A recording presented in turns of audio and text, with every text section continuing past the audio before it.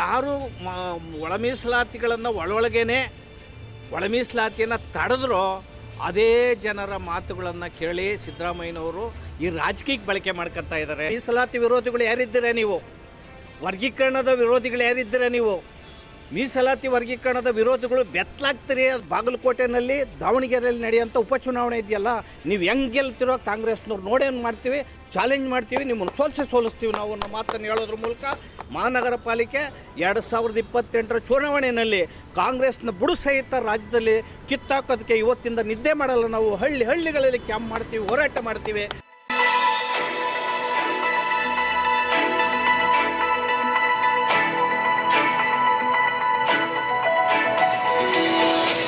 ನನ್ನ ಎಡಗಡೆ ಇರೋರು ಜಿ ಸುಬ್ರಹ್ಮಣ್ಯವರು, ಕರ್ನಾಟಕ ದಲಿತ ಸಂಘರ್ಷ ಸಮಿತಿ ಬೆಂಗಳೂರು ಜಿಲ್ಲಾ ಶಾಖೆಯ ಜಿಲ್ಲಾಧ್ಯಕ್ಷರು. ಮಂಜುನಾಥ್, ದಾವಣಗೆರೆ ದಾಸಂಸ ಅಧ್ಯಕ್ಷರು. ನಮ್ಮ ಲೀಗಲ್ ಅಡ್ವೈಸರ್ ದಾಸಂಸ ಲೀಗಲ್ ಅಡ್ವೈಸರು ಯಶವಂತ್ ಆರು. ನಮ್ಮ ಕೋದಂಡರಾಮು ರಾಜ್ಯ ಸಮಿತಿಯ ನಿರ್ದೇಶಕರು. ವಿದ್ಯಾರ್ಥಿ ಘಟಕದ ಪರಮೇಶ್ವರು ನಿರ್ದೇಶಕರು ದಾಸಂಸ. ವಿದ್ಯಾರ್ಥಿ ಘಟಕದ ಜಿಲ್ಲಾಧ್ಯಕ್ಷರು ಹನುಮಂತ. ವಿದ್ಯಾರ್ಥಿ ಘಟಕದ ಅಧ್ಯಕ್ಷರು ಜಿಲ್ಲಾಧ್ಯಕ್ಷರು ಹನುಮಂತು. ಇನ್ನು ಅನೇಕ ರಂಗಣ್ಣ ನಮ್ಮ ಸಮಿತಿಯ ಮುಖಂಡರು, ಇನ್ನು ಅನೇಕ ಜನ ಪತ್ರಿಕಾಗೋಷ್ಠಿಯಲ್ಲಿ ಇದ್ದಾರೆ. ಈ ದಿನ ಕರ್ನಾಟಕ ದಲಿತ ಸಂಘರ್ಷ ಸಮಿತಿ ಮತ್ತು Republican party of India RPB ಇಂದ ಇವತ್ತು ಸಭೆಯನ್ನು ನಡೆಸಿದ್ದೇವೆ. ಇಡೀ ದಿನ ನಡೆಸಿದ ಸಭೆಯಲ್ಲಿ ಒಮ್ಮತದಿಂದ ತೀರ್ಮಾನ ಆದಂಗೆ ಪರಿಶಿಷ್ಟ ಜಾತಿಗಳ ಒಳ ಮೀಸಲಾತಿ ವರ್ಗೀಕರಣದಲ್ಲಿ ಸನ್ಮಾನ್ಯ ಶ್ರೀ ಮುಖ್ಯಮಂತ್ರಿ ಸಿದ್ದರಾಮಯ್ಯನವರ ಸರ್ಕಾರ ಅತ್ಯಂತ ನಿರ್ದಯವಾದಂಥ ಮತ್ತು ಧ್ವನಿ ಇಲ್ಲದವರ ಸಮಾಜವನ್ನು ಧ್ವನಿ ಅಡಗಿಸುವಂತಹ ಕೆಲಸವನ್ನು ಮಾಡ್ತಾ ಇದೆ. ಮಾದಿಗ ಮತ್ತು ಮಾದಿಗ ಸಂಬಂಧಿತ ಜಾತಿಗಳು ಸಾಮಾಜಿಕವಾಗಿ ಶೈಕ್ಷಣಿಕವಾಗಿ ತುಂಬ ಹಿಂದುಳಿದ ಸಮಾಜ. ಹಾಗೆಯೇ ಪರಿಶಿಷ್ಟ ಜಾತಿಯಲ್ಲಿರ್ತಕ್ಕಂಥ ವಲಯ ಸಮಾಜನೂ ಸೇರಿ 101 ಜಾತಿಗಳು ಹಿಂದುಳಿದ ಸಮಾಜ ಇದೆ. ಆದರೆ 101 ಸಮಾಜದಲ್ಲಿ ಮಾದಿಗ ಮತ್ತು ಮಾದಿಗ ಸಂಬಂಧಿತ ಜಾತಿ ತೀರ ಹಿಂದುಳಿದಿದೆ ಮತ್ತು ಉದ್ಯೋಗಗಳು ಎಲ್ಲನೂ ಕೂಡ ಅನ್ಯಾಯ ಆಗಿದೆ ಅಂತೇಳಿ ಕಳೆದ 35 ವರ್ಷಗಳಿಂದ ಧಾವಂತವರಿದಂಗೆ ಇಡೀ ರಾಜ್ಯಾದ್ಯಂತ ಒಳ ಮೀಸಲಾತಿ ವರ್ಗೀಕರಣ ಮಾಡಬೇಕು, ಮೀಸಲಾತಿನಲ್ಲಿ 101 ಜನಕ್ಕೂ ಸಮಾನವಾಗಿ ಉದ್ಯೋಗಗಳು ಮತ್ತು ಆರ್ಥಿಕ ಸಮಾನತೆ ಸಿಕ್ಕಿಲ್ಲ ಅಂತೇಳಿ ಹೋರಾಟವನ್ನು ಮಾಡಿದ್ದಾರೆ. ಈ ಹೋರಾಟ ಮಾಡ್ಕೊಂಬಂದಂತಹ ನಾವುಗಳು ಈ ಹೋರಾಟದ ಸಂದರ್ಭದಲ್ಲಿ ಸುಮಾರು 8-10 ಜನರು ಜೀವ ಕಳ್ಕೊಂಡಿದ್ದಾರೆ. ಅನೇಕ ಜನರು ಈ ಹೋರಾಟದಲ್ಲಿ ಪ್ರಾಣ ಮತ್ತು ಅವರು ತೀರೋಗಿದ್ದಾರೆ ಅನೇಕ ಜನರು. ಈ ಸಂದರ್ಭದಲ್ಲಿ ಈ ಹೋರಾಟಕ್ಕೆ ಮಣಿದು ಸುಪ್ರೀಂ ಕೋರ್ಟು ತೀರ್ಪು ಕೊಟ್ಟು 7 ಜನ ನ್ಯಾಯಾಧೀಶರು 2 ವರ್ಷ ಆಯಿತು. ಸಿದ್ದರಾಮಯ್ಯನವರ ಸರ್ಕಾರ ಮೀನಾಮೇಷವನ್ನು ಎಣಿಸಿ ನಾಗಮೋಹನ್ ದಾಸ್ ಆಯೋಗವನ್ನು ಮಾಡ್ತು. ನಾಗಮೋಹನ್ ದಾಸ್ ಆಯೋಗ ತುಂಬ ವೈಜ್ಞಾನಿಕವಾಗಿ ವರದಿಯನ್ನು ಸರ್ಕಾರಕ್ಕೆ ಕೊಡ್ತು. ಆ ವರದಿನೂ ಕೂಡ ತಳ್ಳಿ ಹಾಕಿದಂಥ ಸಿದ್ದರಾಮಯ್ಯನವರ ಸರ್ಕಾರ ಮೀಸಲಾತಿ ವರ್ಗೀಕರಣಕ್ಕೆ ಮಾದಿಗ ಮತ್ತು ಮಾದಿಗ ಸಂಬಂಧಿತ ಜಾತಿಗೆ 6, ವಲಯ ಮತ್ತು ವಲಯ ಸಂಬಂಧಿತ ಜಾತಿಗೆ 6 ಮತ್ತು ಸ್ಪೃಶ್ಯ ಹಾಗೂ ಅಲೆಮಾರಿ ಜಾತಿಗಳಿಗೆ 4% ಮೀಸಲಾತಿಯನ್ನು ಕೊಟ್ಟರು. 6, 5, 4% ಮೀಸಲಾತಿಯನ್ನು ಕೊಟ್ಟು ವರ್ಗೀಕರಣ ಮಾಡಬೇಕು ಅಂತ ಹೇಳಿ ಎರಡೂ ಸದನದಲ್ಲಿ ತೀರ್ಮಾನ ಆಯಿತು. ರಾಜ್ಯಪಾಲರು ವಿಧೇಯಕಕ್ಕೆ ಸಹಿ ಹಾಕಿ ಈಗ ಅದು ವಿಧೇಯಕ ಜಾರಿಯಲ್ಲಿದೆ, ಅಧಿಕೃತವಾಗಿದೆ. ಇಷ್ಟೆಲ್ಲ ಆದರೂ ಕೂಡ ಮೀಸಲಾತಿ ವರ್ಗೀಕರಣವನ್ನು ಬರೀ ಕಾಗದ ಪತ್ರದ ಮೇಲಿನ ಒಂದು ಆದೇಶಗಳಾಗಿ ಅಷ್ಟೇ ಆಗಿದೆ. ಇದನ್ನೆಲ್ಲನೂ ಕೂಡ ತಳ್ಳಿಹಾಕಿ ಸಿದ್ದರಾಮಯ್ಯನವರ ಸರ್ಕಾರ ಈಗ 56,432 ಉದ್ಯೋಗಗಳನ್ನು ತುಂಬ ಹೊರಟಿದೆ. ನೋಡಿ, ಜಿಒವನ್ನು ಹೊರಡಿಸಿದೆ. ಜಿಒ ಇದು ಸರ್ಕಾರದ ಆದೇಶ 27/2/2026 ಅಂದರೆ ಒಂದು ವಾರದ ಹಿಂದೆ ಆದೇಶವನ್ನು ಹೊರಡಿಸಿದೆ. ಇದು ಸರ್ಕಾರದ ಆದೇಶ. ಈ ಆದೇಶದಲ್ಲಿ ವರ್ಗೀಕರಣವನ್ನು ಹೊರಗಡೆ ಇಟ್ಟು ಉದ್ಯೋಗವನ್ನು ನೇಮಕಾತಿಗೆ ಸಿದ್ದರಾಮಯ್ಯನವರು ಸರ್ಕಾರ ಹೊರಟಿದೆ. ಈ ವರ್ಗೀಕರಣವನ್ನು ಅಳವಡಿಸಿ ಉದ್ಯೋಗ ನೇಮಕಾತಿ ಆಗಬೇಕು ಅಂತ ನಮ್ಮ ಆಗ್ರಹ.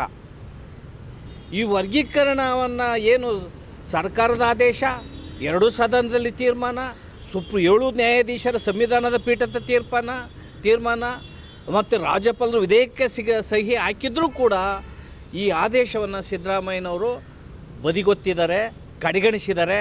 ಇದು ಸಂವಿಧಾನದ ವಿರೋಧಿ ತೀರ್ಮಾನ ಮತ್ತು ನ್ಯಾಯಾಂಗ ನಿಂದನೆ ಮತ್ತು ನ್ಯಾಯಾಂಗದವನ್ನು ಉಲ್ಲಂಘನೆ ಮಾಡಿದಂಥ ತೀರ್ಮಾನ. ಇದು ಒಂದು ಅವೈಜ್ಞಾನಿಕ ಅಂತೇಳಿ ಸಂದರ್ಭದಲ್ಲಿ ಹೇಳಕ್ಕೆ ಇಚ್ಛಪಡ್ತೀವಿ. ಆದ್ದರಿಂದ ನಾವು ಇವತ್ತು ಸಭೆಯಲ್ಲಿ ತೀರ್ಮಾನವನ್ನು ಮಾಡಿದ್ದೇವೆ. ಸಿದ್ದರಾಮಯ್ಯನವರು ಸರ್ಕಾರದ ವಿರುದ್ಧ ಅತ್ಯಂತ ತೀವ್ರವಾದ ಹೋರಾಟವನ್ನು ಇದೇ ತಿಂಗಳು 16ನೇ ತಾರೀಕು ರಾಜ್ಯದ ಎಲ್ಲ ಜಿಲ್ಲೆಗಳಲ್ಲಿ ಬೃಹತ್ ಪ್ರತಿಭಟನೆಗಳನ್ನು ಮಾಡ್ತೇವೆ. ಮಾದಿಗ ಸಂಬಂಧಿತ ಮಂತ್ರಿಗಳು, ಈ ಮಂತ್ರಿಗಳು ಕೂಡ ಸಿದ್ದರಾಮಯ್ಯನವ್ರ ಸಾಕಷ್ಟು ಮಾತಾಡಿದ್ದಾರೆ. ಆದರೆ ಅವ್ರನ್ನ ಗದರೋದು, ಅವ್ರ ಮಾತಿಗೆ ಕವಡೆ ಕಾಸು ನೋಟ್ ಕಿಮ್ಮತ್ತು ಕೊಡದೇ ಇರೋದು, ಅವರ ಮುಗ್ಧತೆಯನ್ನು ಮತ್ತು ಅವರ ಒಂದು ಸಂಭಾವನೀಯ ಅತ್ಯಂತ ಅವ್ರ ಮೇಲಿರ್ತಕ್ಕಂಥ ಮುಖ್ಯಮಂತ್ರಿಗಳ ಮೇಲೆ ಇರ್ತಕ್ಕಂಥ ವಿಶ್ವಾಸವನ್ನು ದುರುಪಯೋಗ ಮಾಡ್ಕೊಂಡಿದ್ದಾರೆ. ಈ ದುರುಪಯೋಗನ ಮಾಡ್ಕೊಳ್ಳೋದ್ರ ಮೂಲಕ ಇಡೀ ಸಮಾಜವನ್ನು ದಮನ ಮಾಡುವಂತಹ ಕೆಲಸವನ್ನು ಸಿದ್ದರಾಮಯ್ಯನವರು ಮಾಡ್ತಾಯಿದ್ದಾರೆ. ಮೀಸಲಾತಿ ವಿರೋಧಿಗಳ ಮಾತುಗಳನ್ನು ಕೇಳಿ ವರ್ಗೀಕರಣ ಸಂದರ್ಭದಲ್ಲೂ ಕೂಡ ಕಾನೂನು ತೊಡಕನ್ನು ಇಟ್ಟು ಸುಪ್ರೀಂ ಕೋರ್ಟ್ನ ಷರತ್ತುಗಳು ಏನಿದ್ದಾವೆ ಅದನ್ನು ಕೂಡ ಉಲ್ಲಂಘನೆ ಮಾಡಿ ನಾಗಮೋಹನ್ ದಾಸ್ ಆಯೋಗದ ವರದಿನೂ ಕೂಡ ಸರಿಯಾಗಿ ಪರಿಗಣಿಸ್ತಾನೆ. ಅಲೆಮಾರಿ ಜಾತಿಗಳಿಗೆ ಪ್ರತ್ಯೇಕವಾಗಿ 1% ಮೀಸಲಾತಿ ಕೊಡಬೇಕಾಗಿತ್ತು, ಅದನ್ನು ಕೂಡ ಮಾಡ್ದೇ ಅವರು ನ್ಯಾಯಾಲಯಕ್ಕೆ ಹೋಗಿದ್ದಾರೆ. ಅಲೆಮಾರಿಗಳು ಏನು ಪರಿಶಿಷ್ಟ ಜಾತಿ ವರ್ಗಗಳಿಗೆ 24% ಮೀಸಲಾತಿಯನ್ನು ಸರ್ಕಾರ ಆದೇಶ ಮಾಡ್ತು. ಅದು ಆದೇಶ ಅದು ಊರ್ಜಿತ ಆಗಿಲ್ಲ ಇದುವರೆಗೂ ಕೂಡ. ಅದನ್ನು ಏನು 24% ಮೀಸಲಾತಿಯನ್ನು ಪರಿಶಿಷ್ಟ ಜಾತಿಗಳಿಗೆ ಮಾಡಿ ಪರಿಶಿಷ್ಟ ಜಾತಿಗೆ 17%, ಪರಿಶಿಷ್ಟ ವರ್ಗಕ್ಕೆ 7% ಮೀಸಲಾತಿಯನ್ನು ಹೆಚ್ಚಿಗೆ ಮಾಡಿದ್ರಲ್ಲ, ಎನ್ಹಾನ್ಸ್ ಮಾಡಿದ್ರಲ್ಲ, ಅದನ್ನು ಸಂವಿಧಾನದ ಶೆಡ್ಯೂಲ್ 9ಕ್ಕೆ ಸೇರಿಸಬೇಕಾಗಿತ್ತು. ಆ ಸೇರಿಸ್ತಾ ಇದ್ದರಿಂದ ಸುಪ್ರೀಂ ಕೋರ್ಟ್ಗೆ ಕೆಲವರು ಸುಪ್ರೀಂ ಕೋರ್ಟ್ಗೆ ಹೋಗಿ ಸುಪ್ರೀಂ ಕೋರ್ಟಲ್ಲಿ ಒಂದು ತೀರ್ಪಾಯಿತು. ಏನು ಮೀಸಲಾತಿ 50ಕ್ಕಿಂತ ಹೆಚ್ಚಿಗೆ ಮೀರಬಾರ್ದು. ಅಷ್ಟೊತ್ತಿಗಾಗಲೇ 56% ಆಗಿತ್ತು. ಪರಿಶಿಷ್ಟ ಜಾತಿ ವರ್ಗಗಳ ಮೀಸಲಾತಿ 24% ಆಗಿತ್ತು. ಇತ್ತೀಚಿನ ತೀರ್ಪು ಆ ಸೀಲಿಂಗ್ ಮೀರಬಾರ್ದು, 50% ಮೀರಬಾರ್ದು ಅಂತೇಳಿ ಸುಪ್ರೀಂ ಕೋರ್ಟ್ ಆದೇಶ ಬಂದಿದೆ. ಈ ಆದೇಶವನ್ನು ನೆಪ ಮಾಡ್ಕೊಂಡು ಮತ್ತೆ ಮೀಸಲಾತಿ ವರ್ಗೀಕರಣ ವಿಚಾರ 2 ಪಿಟಿಷನ್ ಸುಪ್ರೀಂ ಕೋರ್ಟ್ ಹೈಕೋರ್ಟಲ್ಲಿದೆ. ಹೈಕೋರ್ಟಲ್ಲಿ ಸ್ಪಷ್ಟವಾಗಿ ಹೇಳಿದೆ ಒಂದು ತೀರ್ಪಲ್ಲಿ 15% ಮೀಸಲಾತಿ ಪ್ರಕಾರ ಪರಿಶಿಷ್ಟ ಜಾತಿಗೆ ನೀವು ನೇಮಕಾತಿಯನ್ನು ಮಾಡೋದರಲ್ಲಿ ವರ್ಗೀಕರಣವನ್ನು ಸೇರಿಸಿ ನೇಮಕಾತಿ ಮಾಡೋದರಲ್ಲಿ ಯಾವುದೇ ಅಭ್ಯಂತರವಿಲ್ಲ, ನೀವು ಆ ಪ್ರಕ್ರಿಯೆಯನ್ನು ಶುರು ಮಾಡ್ಬೋದು ಅಂತ ಹೇಳಿ ಆದೇಶವನ್ನು ಕೊಟ್ಟಿದೆ. ಸುಪ್ರೀಂ ಕೋರ್ಟ್ನಲ್ಲಿ ಅಥವಾ ಹೈಕೋರ್ಟ್ನಲ್ಲಿ ಉದ್ಯೋಗ ನೇಮಕಾತಿ ಸಂದರ್ಭದಲ್ಲಿ ಒಳ ಮೀಸಲಾತಿ ಕೊಡಬಾರ್ದು ಅಂತ ಯಾವುದೇ ತೀರ್ಪು ಇಲ್ಲ. ಯಾವುದೇ ತೀರ್ಪು ಇಲ್ಲದೆ ಇದ್ದರೂ ಕೂಡ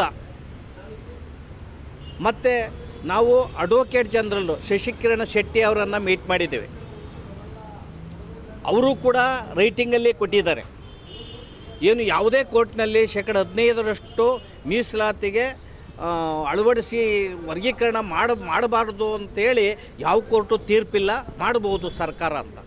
ಸರ್ಕಾರ ವರ್ಗೀಕರಣವನ್ನು ನೇಮಕಾತಿಯಲ್ಲಿ ವರ್ಗೀಕರಣವನ್ನು ಅಳವಡಿಸೋದ್ರಲ್ಲಿ ಯಾವುದೇ ತೊಡಕಿರೋ ಅಂಥದ್ದು ಸಿದ್ದರಾಮಯ್ಯನವ್ರ ಸರ್ಕಾರದಲ್ಲಿ.